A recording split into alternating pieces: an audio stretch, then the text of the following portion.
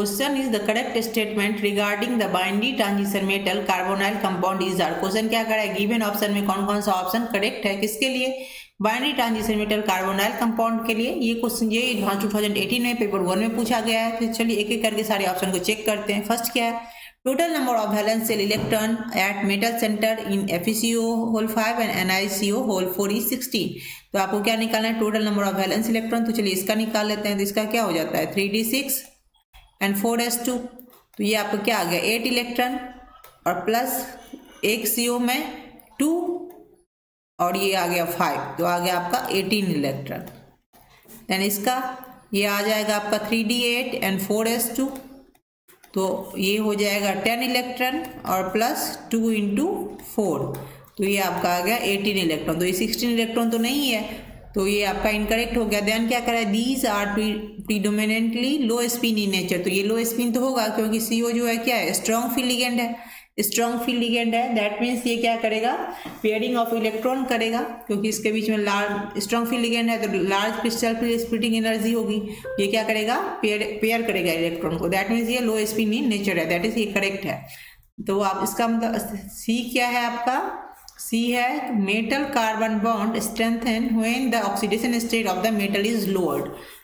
मतलब metal carbon का bond क्या होगा, स्ट्रॉन्ग होगा जब हम ऑक्सीडेशन स्टेट क्या करेंगे, मेटल का लोअर करेंगे। तो ये आपका सपोज कोई एलिमेंट है, इसका +2 oxidation state and +5 oxidation state. तो इसका मतलब क्या होगा, +5 oxidation state means less electron density,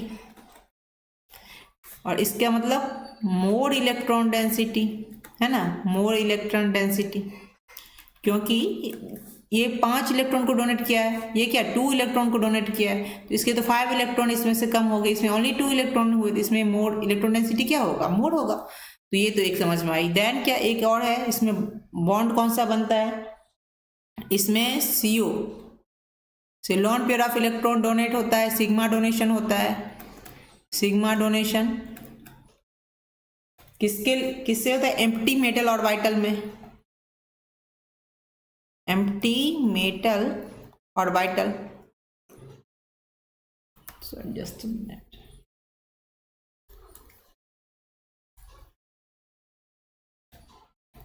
और वाइटल में, और एक क्या बनता है इसमें बैक बॉन्डिंग बनता है। तो ये क्या होता है, फील्ड मेटल और वाइटल से, फील्ड मेटल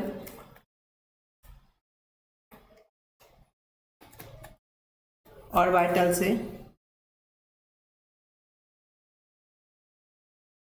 5 बैक बॉन्डिंग बनता है।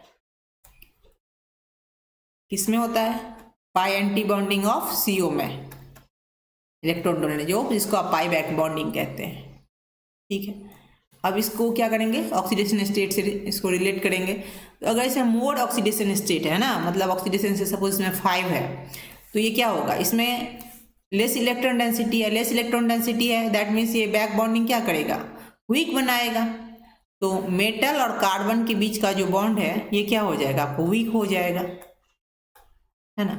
और यहाँ से ये क्या है, ऑक्सीजन भी जुड़ा हुआ है, तो ये बॉन्ड क्या होगा, स्ट्रांग होगा।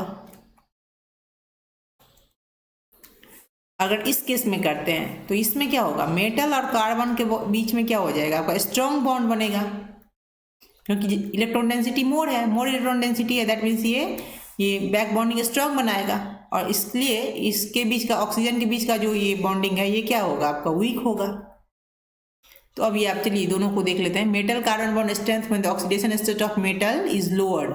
अगर ये आपका लोअर है, क्या कहते हैं, मतलब दैट मीन्स ये +2 है, तो आपका metal carbon bond strength strong होगा ही, है ना, हो गया ना ये, तो ये आपका C करेक्ट हो गया।